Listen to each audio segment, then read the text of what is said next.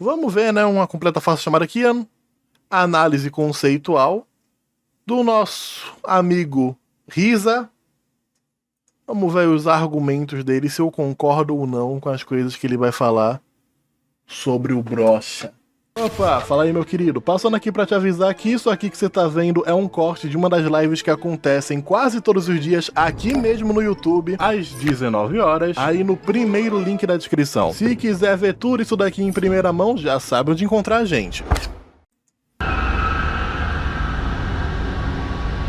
Olá, Servistrato, eu sou o Oi, Mihi, Risa. e depois de bastante tempo você está na análise conceitual, onde eu irei trazer todas as informações sobre um personagem específico e analisar sua importância conceitual e sua execução na trama. Tá, no vídeo vambora. de hoje eu vou me virar para uma multidão de pessoas e dizer: vocês estão todos errados. Porque eu teria a difícil tarefa de dizer que o maior vilão de Ordem Paranormal não é nem mesmo o melhor vilão da própria obra. Não Assim, não acho que Pix. Salvador mandou R$2. Tamo junto, meu querido. Pra bota o clima no alto. Vê se pop de 2 minutos das eleições.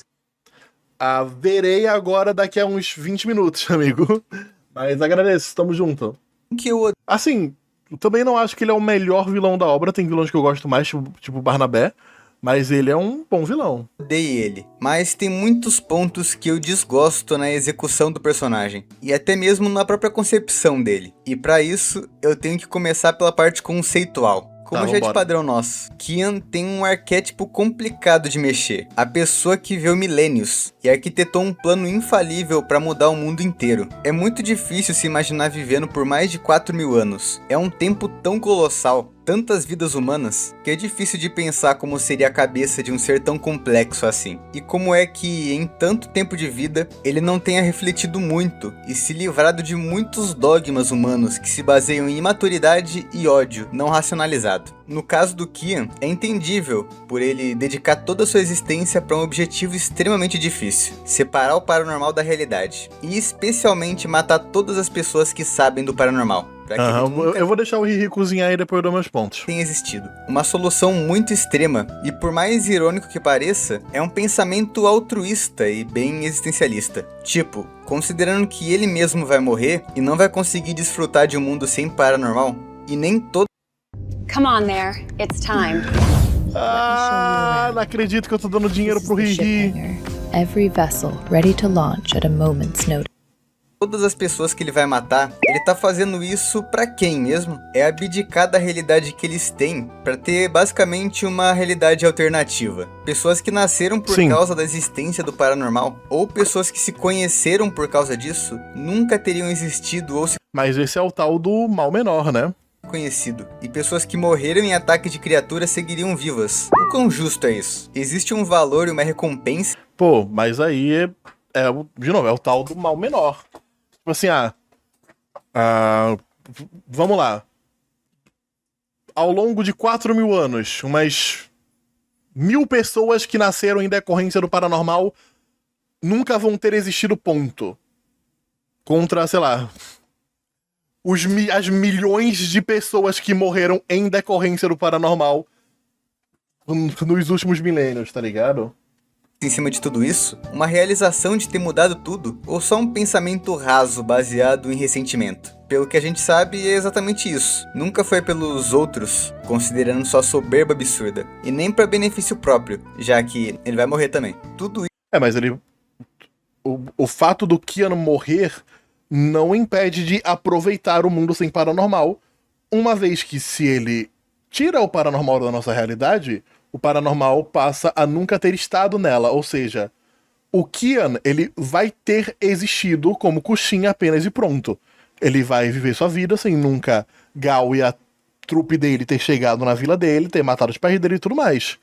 Kian teria tido a vida de coxim normal. isso é por raiva. Um plano frustrado tantas e tantas vezes que hoje em dia só segue por puro ódio e birra. Então nós temos um personagem aqui que tem 4.000 anos para refletir sobre tudo e por 4.000 anos seguiu de forma rasa. Em um plano que sim, faz sentido, mas não é um benefício, é uma troca. O quão lógico isso é? Mas ok, vamos nos aprofundar na lore dele, porque o quão mais longe a gente... Tudo isso do plano do Kian é muito confuso. O plano do Kian não é confuso. É bem simples, na verdade. Paranormal é atemporal. Se você faz algo no paranormal no futuro, se você faz algo pro paranormal no presente, ele passa a sempre ter acontecido. O paranormal entra na nossa realidade através do conhecimento. O paranormal tá aqui porque as pessoas sabem do paranormal. Conhecimento é a ponte. Se você matar todo mundo que sabe do paranormal, o paranormal não vai conseguir mais entrar na nossa realidade. Se o paranormal não consegue entrar, significa que ele nunca conseguiu entrar. Se ele nunca entrou, paranormal nunca teve na nossa realidade. Portanto, nada disso vai ter acontecido. Mais complexo essa discussão se torna. Kian já teve diversos nomes, mas seu principal foi Kushin, uma pessoa... Não. Seu principal foi Kian, na verdade.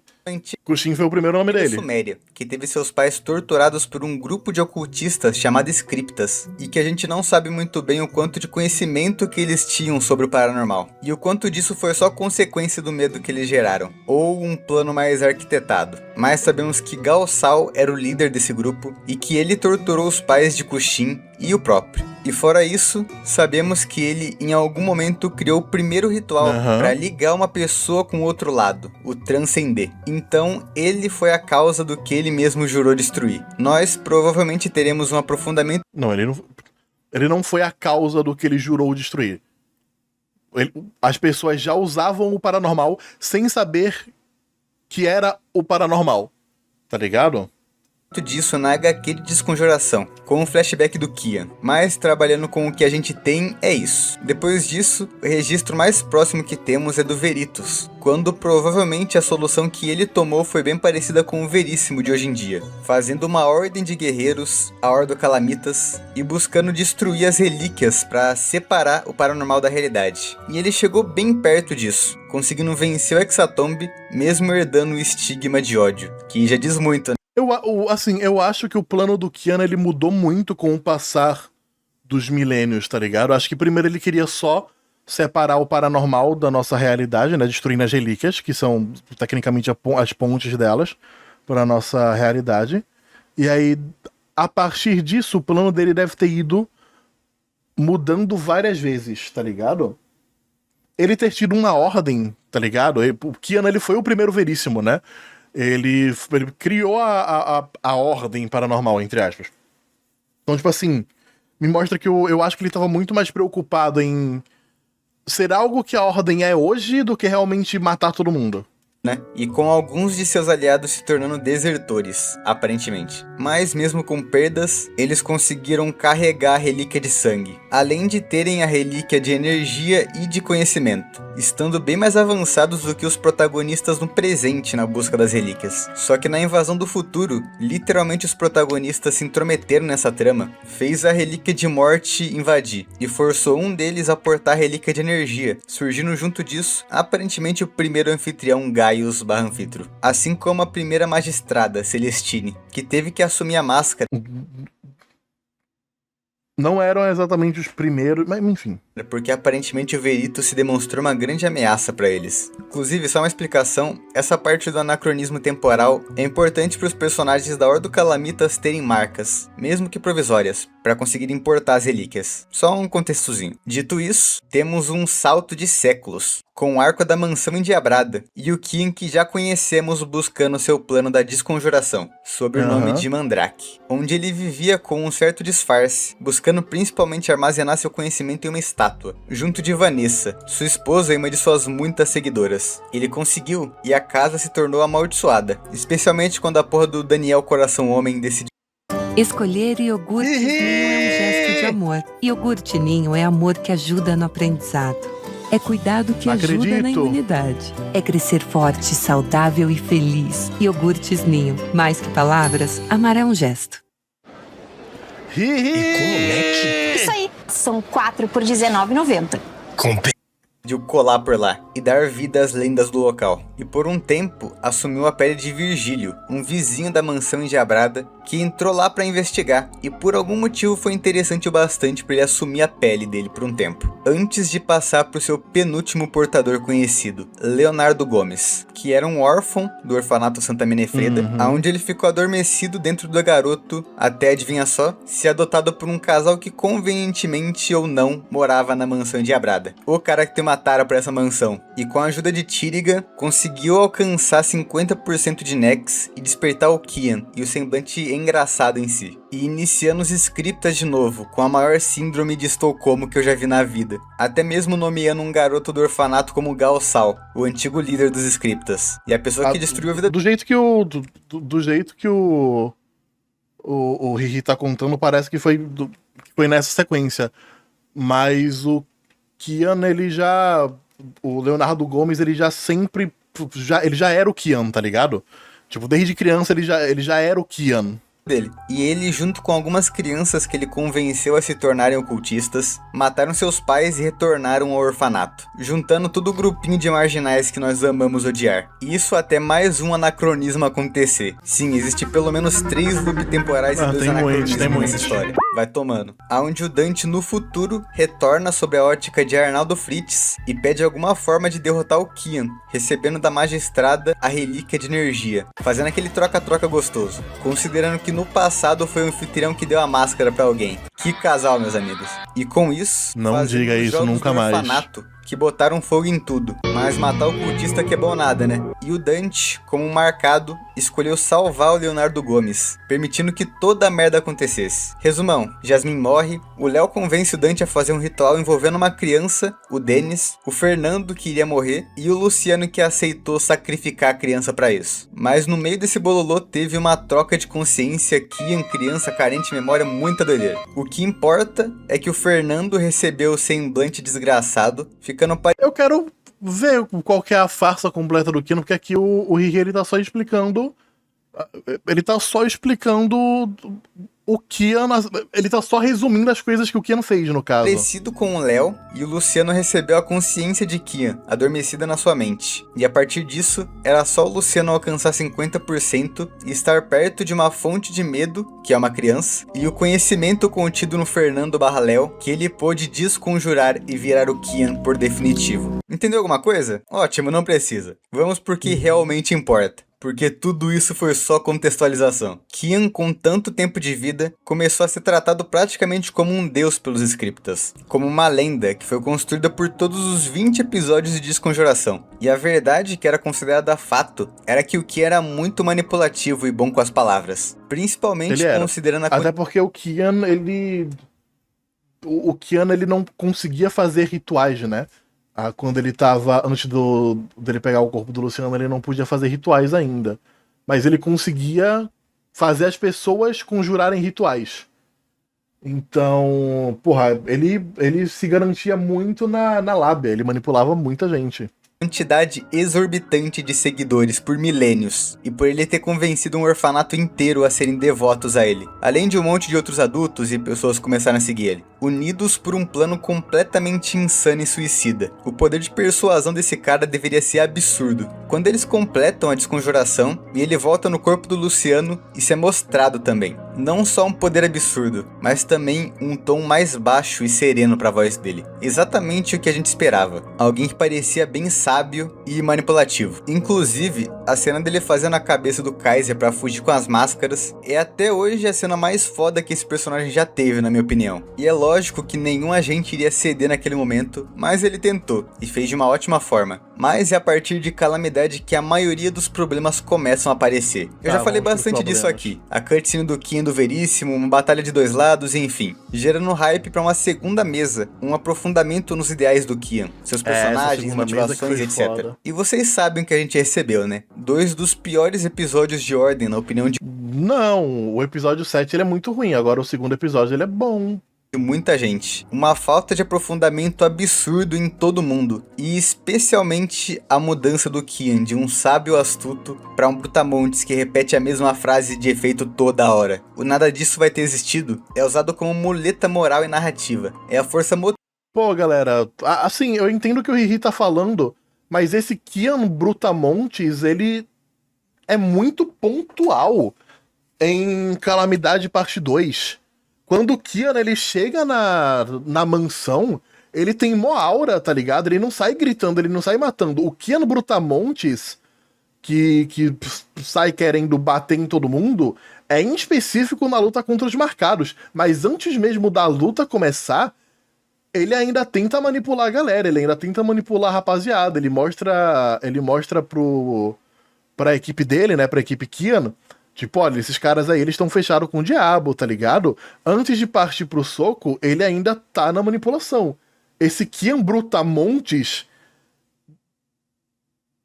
é durante a luta dele, é durante quando ele está lutando. Atriz dos scriptas, que se baseia em um ideal que nunca foi Em Calamidade, não em Calamidade Parte 2, em Calamidade. Ou até mesmo pros personagens. Tanto que até hoje tem gente que acha que o plano dele não funcionaria. Que eu acho uma grande falha de narrativa, porque não tem motivo nenhum pro pessoal achar isso hoje em dia. É só um consenso pra quem sabe mais a fundo. E o plano pode até ter sido explicado pros personagens. Mas quando, como, por que é tão convincente? É o clássico show don't tell, mostrado da pior forma possível. A mesa do Team Kian era perfeita pra isso. Ter um momento de fragilidade da equipe. E o Kian, como um gênio grandioso, manipulativo, sabe tudo e os caralho, reiteraria seu plano e os seus ideais pra motivar todo mundo de novo por ele, mostrando o que ele fez por tantos milênios. Não, nada disso vai ter acontecido, relaxa, cara, faca na caveira. Pode pesquisar, ele fala isso mesmo. Como ele convenceu tantas pessoas por milênios de existência com uma lábia tão fraca assim. E o pior, o Kian sabe. O que exatamente ele sabe?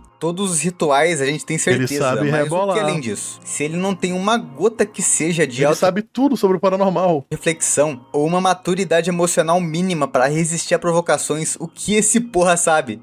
Mas ele sabe de tudo sobre o outro lado. Por que isso não é dito? O que significa as frases de efeito do Kian se nenhuma delas é mostrada, explicada ou justificada em tela? É honestamente um grande nada. E também, pra não ser injusto, o Kian não é um personagem apenas ruim. Eu gosto bastante dele, Não, o Kian tá longe de ser um personagem ruim. O Kian objetivamente não é um personagem ruim. especialmente o que ele significa para a mitologia de Ordem. Não só como aquele que iniciou tudo e está envolvido em tudo, mas também como a contraparte do conhecimento da realidade que precisa existir, mesmo sendo teoricamente a peça fora do baralho das relíquias e suas relações, sendo até alguém que aparentemente muda o paranormal. Para ele alcançar o que ele desejava, ele teve que inevitavelmente se tornar o contraponto essencial do conhecimento na realidade, tendo uma dicotomia muito interessante entre os temas de destino e liberdade, como se a vontade dele de sair do joguinho do outro lado, que ele mesmo começou, era exatamente o que o outro lado precisava para se manter. Ele é um personagem especialmente trágico por causa disso. Não vemos isso muito em tela, como praticamente tudo desse personagem, mas o caos que constrói sua existência contraditória é bem fascinante de acompanhar. O fato dele ser o único personagem com a marca do mestre, sendo o próprio símbolo do outro lado. Porra, essas ideias realmente são muito boas e funcionam muito bem. O Kian leva o universo de Ordem a um limite e extrai o melhor dele. E o Kian falado é muito melhor do que o Kian executado. É porque o Kian executado tá em outra vibe.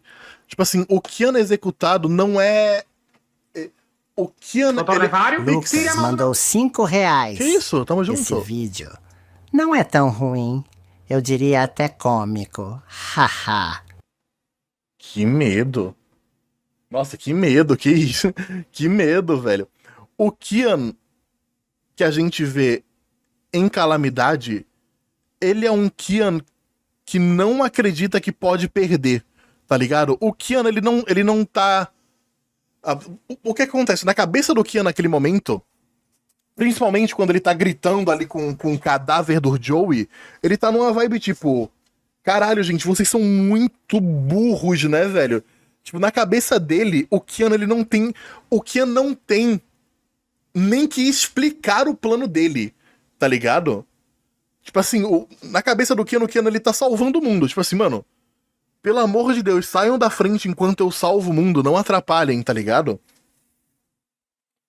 Porque ele não se dá o trabalho de se comunicar. em essência, ele é alguém que o próprio Selbit não consegue trazer todas as nuances e complexibilidades em um RPG improvisado e tão imprevisível. Geralmente ele assume um de seu Pô, se fala muito sobre o Kian, né, mas tem que ser dito que o Kian apareceu muito pouco na obra até agora, né?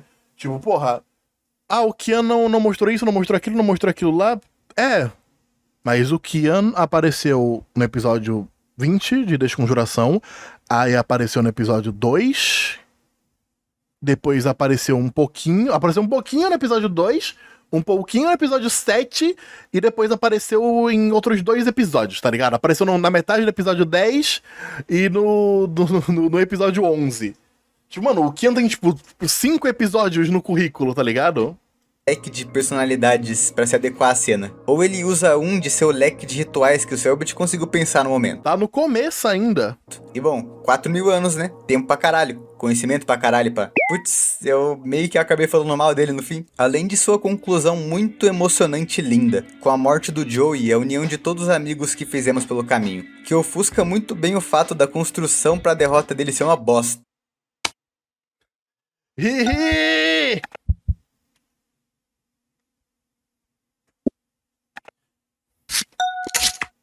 Além do óbvio, a batalha tão antecipada entre as equipes de marcados acabou em menos de 2 turnos, e a mudança de time deles foi tão pouco impactante quanto foi conveniente. Não por não fazer sentido, mas realmente no sentido de não ter o que os personagens fazerem ou inventarem naquele momento. Tanto pelo ritmo, que não poderia parar pra focar em um personagem além do que já foi estabelecido, tanto porque o grande gênio Kian da Silva não se ajuda muito. Ele sabe de tudo, mas se surpreende quando ele deixa uma membra da equipe morrer, trai e engana um outro membro e o mais fiel entre eles, entregando ele pra uma traidora, e deixou o que sobrou pra lutar com 3 agentes de elite da ordem, muito mais fortes do que ele. E nossa, que surpresa que depois disso 2 tios barriga de chope, que só pensavam em matar o Sete Pele e quase literal um bicho se voltaram contra ele. Muito surpreendente. Não, mas é que você tá sendo um pouco desonesto, Hihi. O Kian sabe de tudo sobre o paranormal. Tipo assim, o Kian não previu que a Ordem ia invadir o Coliseu. Tanto que quando ele descobre que a Ordem invadiu, ele fala tipo, nossa, tá, vamos lá. E na cabeça do Kian, eles são muito mais fortes que a Ordem, tá ligado? Esse aqui é o bagulho. O Kian, ele subestima muito todo mundo que não é ele. Tá ligado? Além da porra do Anel do Mark. Ah, não, isso daqui eu não vibo. Isso aqui eu acho, porra. Cara, o bagulho que sela o Kian ter aparecido do nada é putaria. A frase ficou meio lá ele, né, guys? Que veio do absoluto nada e poderia ser um arco completo só pra gente encontrar ele. Era algo muito importante pra ser apresentado como só um grande deus ex machina, sendo esse efetivamente o único motivo deles conseguirem derrotar o vilão final da obra. E isso é Mano, isso daqui não é a cara de Jujutsu Kaisen? Isso daqui é exatamente a cara de Jujutsu Kaisen, velho. Isso me dá um ódio de quando você tá assistindo alguma coisa e aí, tipo, isso daqui foi introduzido agora para cauterar alguma coisa. Mano, eu tava revendo o Inventário Oculto, né, Jujutsu Kaisen com o anime agora, porque ele tá começando a assistir, e o momento em que o Toji consegue passar pela barreira do Gojo, porque ele tem uma arma amaldiçoada que é capaz disso, que foi mostrada agora, tá ligado? Dá uma raiva de tipo, meu irmão. Velho. Galera. Ô, louco. Assim, o cara tava, mano, luta de boa, você falar, não tem o que ele fazer porque tem o Mugen, né? Ele não consegue passar pelo Mugen. Aí o cara me puxa o arma e fala, não, o efeito dessa porra aqui é forçar a liberação de qualquer técnica ativa, então eu passo sim. O cara só spawnou um bagulho desse. Um anel tirado do cu. E essa frase ficou meio lá ele, né, guys? É meio broxante. Eu diria que é bem broxante. E a imaturidade do Kian na sequência final é algo que me bota muito pra pensar. Acredito que tenha sido uma surpresa pra vocês também. Ver ele surtando, berrando e tentando pagar de galo pra um corpo morto. Porque não é exatamente isso que estava sendo construído. Claro, se você notar bem as nuances do personagem, vai perceber a clara imaturidade dele. Tanto pela lenda do Kian, quanto pelo que o personagem aparentava ser, não parece se justificar tanto pela forma quase instintiva que ele segue seu plano por milênios. Ele não é nem um vampiro que mistura perfeitamente algo bestial com racionalizado. Não é um conhecimento puro como a magistrada, que já sabem exatamente o que vai acontecer e não abrem brecha para o sentimentalismo. Ele é um grande amálgama esburacado de conceitos, que de forma quase irônica, parece sempre se perder com o tempo, sendo menos o que deveria ser e mais o que a construção pede, onde nós simplesmente não entendemos e não temos abertura suficiente para entender, deixando só um grande símbolo vago, que futuramente vai ser algo, mas que agora é tão patético quanto se faz parecer. É isso, gente. Essa é a minha análise completaça do personagem do Kian. Esse vídeo foi bem trabalhoso de fazer. Finalmente estamos voltando à atividade com as análises conceitual e tudo mais. Então, Bom, por favor... Infelizmente, discordo da maioria desse vídeo. Deixe seu like, se inscreva, Mas comente tudo algo, bem. hype. Procedimento padrão, não vou enrolar muito mais nesse final. Obrigado pelo tempo e lembre-se, sempre dá pra sorrir um pouco mais. Cara, eu gosto muito do Kian, velho. Eu acho ele um vilão muito bem construído. E eu gosto como o Kian, ele tem nuances. Ele não age exatamente como você esperaria que ele fosse agir. Ele é uma figura diferente daquela que foi descrita, tudo mais. Acho isso legal, tá ligado? Eu gosto do fato também de que o Kushin nem existe mais, tá ligado? Porque o Kian, ele vai assumindo corpos e essas identidades vão se perdendo dentro do Kian, tá ligado? Tipo assim, quando ele deixa de ser... Luciano. Quando o Luciano... como é o nome? Quando o Luciano transcende pra Kian, não é que o Luciano sumiu, não, o Luciano ainda tá ali. Dentro de Kian, tá ligado? O Kian, ele é um amontoado de muita coisa, de muita gente. E personagens têm nuances, né? Eu gosto disso, gosto dessas coisas. Eu viria um vídeo nessa vibe de 1 hora explicando a lore de alguma obra muito específica aleatória. Pô, o Jimo fez quase isso com Post Human.